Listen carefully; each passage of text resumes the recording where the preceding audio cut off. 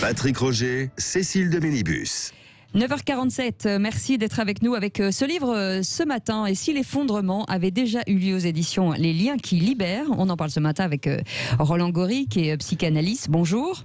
Bonjour. Vous êtes professeur honoraire de psychopathologie à Aix-en-Provence Université et président de l'association des appels, l'association Appel des appels.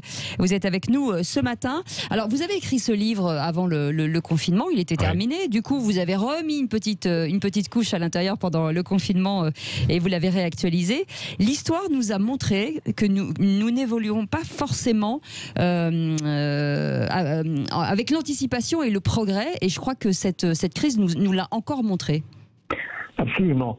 C'est-à-dire que nous avons, depuis déjà un certain nombre de décennies, un défi de la modernité, de devoir penser l'avenir en articulant le présent et le passé. Et nous n'y parvenons pas parce que nous laissons un petit peu aux techniques et aux technocraties le soin de décider pour nous. Donc, si vous voulez, l'effondrement a déjà eu lieu, ça veut dire que notre manière de penser le monde, notre manière d'être dans le monde est déjà effondrée et les événements catastrophiques ne sont que la matérialisation déjà de cette incapacité à trouver un nouveau langage pour dire justement l'inédit du monde. Et je pense que la crise du Covid-19 a mis en évidence les failles de notre société et les retards que nous avons pris, l'absence de préparation, l'absence d'anticipation, c'est le problème majeur, bien évidemment.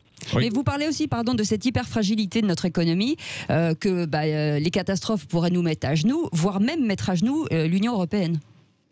Oui, alors je donne un exemple d'un documentaire fiction dans l'ouvrage qui est un documentaire fiction réalisé par Myriam Tonerotto de l'idée d'une catastrophe nucléaire à Cattenom, qui est, comme vous le savez, une centrale placée à 10 km du Luxembourg. Il suffirait que cette centrale subisse, si vous voulez, une fissure dans un réacteur et produise une catastrophe pour que finalement le Luxembourg soit rayé de la carte, sa population exilée et très rapidement, bien évidemment, une espèce de catastrophe boursière, non seulement écologique, mais boursière, économique. L'euro ne tiendrait pas et l'Union européenne non plus. Donc je crois que c'est cela le problème. C'est que nous raisonnons, si vous voulez, toujours au niveau du court terme, en recherchant un profit dans le court terme et non pas dans l'intérêt général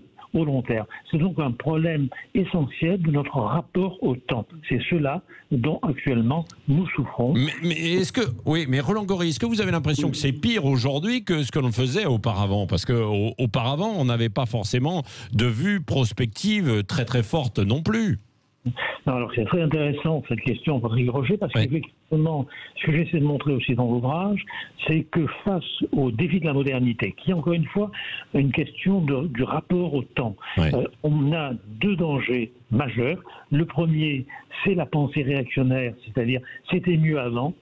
En gros, c'est presque théologique, c'était mieux avant la chute.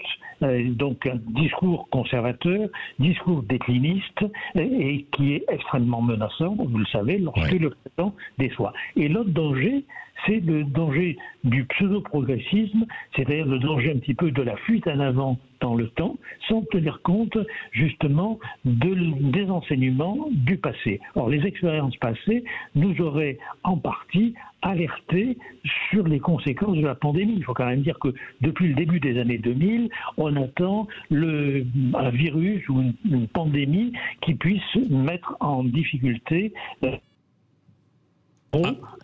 Si nous n'étions pas fixés sur l'instant juste d'après, nous aurions pu peut-être mieux nous y préparer.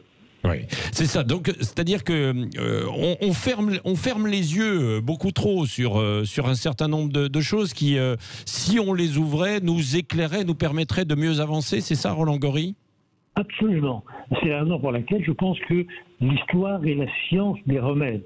Oui. C'est-à-dire qu'elle pourrait nous permettre de nous éclairer sur notre présent, le diagnostic des dysfonctionnements de nos structures, tels qu'ensuite ils vont se produire dans l'avenir sous la forme de catastrophes. C'est cela, donc, si vous voulez, crise bien sûr sanitaire, crise sociale, crise économique, crise politique.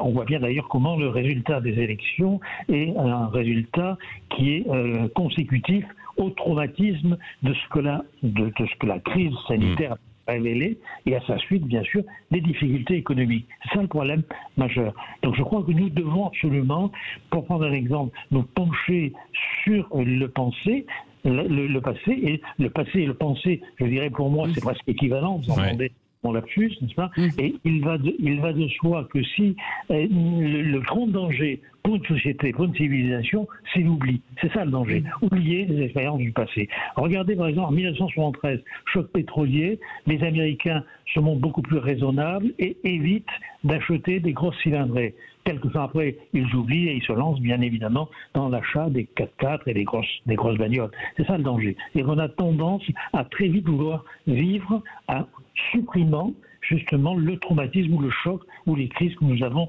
reçues. Entendez aujourd'hui les gens, ils disent on veut vivre comme avant, on veut oublier. Et ça, c'est extrêmement dangereux.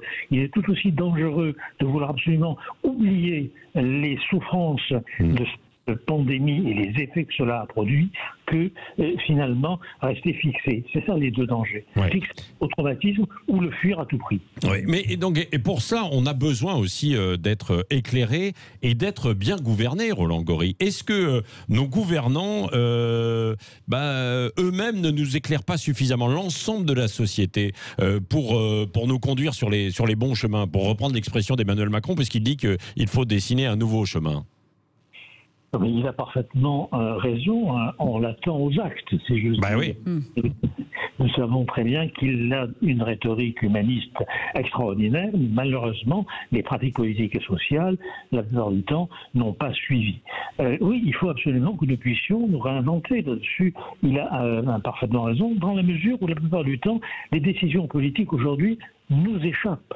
Elles nous échappent en tant que citoyens et elles échappent même en partie aux gouvernants. Elles sont confisquées par des agences technocratiques qui bien souvent sont tenues par une espèce d'élite qui voit davantage son profit que l'intérêt général. Et là, il y a un risque majeur parce que nous sommes aujourd'hui dans un système global, interconnecté, et il est difficile de pouvoir justement récupérer, restaurer une authentique souveraineté nationale. Alors, pour prendre un exemple très concret, on a entendu le président Macron dire très justement qu'il fallait penser à relocaliser, puisque vous connaissez le scandale des réactifs de test, des respirateurs, etc.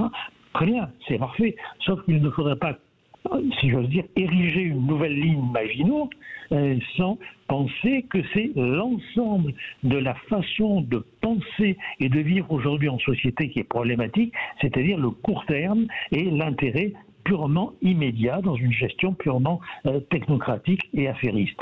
Donc, bien sûr, il faut penser à relocaliser la fabrique de Doliprane mais si on continue une logique austéritaire au niveau des hôpitaux, en fermant les lits d'hospitalisation ou en réduisant le personnel hospitalier, ou en le faisant travailler à flux tendu avec uniquement le souci de faire du chiffre, rien ne changera. Et donc on aura une nouvelle catastrophe dès lors qu'un virus aura, je dirais, l'idée de venir nous chatouiller. Roland Gori, pour finir sur une note positive, est-ce qu'on peut avoir confiance finalement d'un après vraiment différent de l'avant? Si nous nous donnons les moyens de penser autrement notre rapport au monde, dans la mesure où le désastre écologique ou sanitaire n'est que le miroir de la manière dont nous nous traitons nous-mêmes et dont nous traitons les autres. Donc prenons soin de nous, la démocratie c'est l'extension du soin, prenons soin de nous, pensons à nos vulnérabilités, ne pensons pas simplement à la concurrence, à la compétition et à la production. Alors oui, nous serons capables à ce moment-là d'inventer un nouveau monde. De façon individuelle et collective, bien sûr. Merci beaucoup, Oui. Roland Gori, d'avoir été avec nous. Et si l'effondrement avait déjà eu lieu, l'étrange défaite de nos croyances aux éditions Les Liens Oui, qui ça vous libèrent. fait gamberger en lisant en fait ce livre, comme et puis à chaque fois avec des titres assez provocants. Oui. Chez Roland Gori, bien sûr, on se souvient de La Fabrique des imposteurs, l'individu ingouvernable, ou alors faut-il renoncer? Ça, c'est une bonne question qu'on pourrait poser évidemment à beaucoup qui passent des examens. Faut-il renoncer à la liberté pour être heureux? C'était le titre aussi d'un livre. Oui, c'est joli. oui. Vous avez tout le week-end. Et on se retrouve lundi matin. Cécile, vous me répondrez avec à un ça. Premier ministre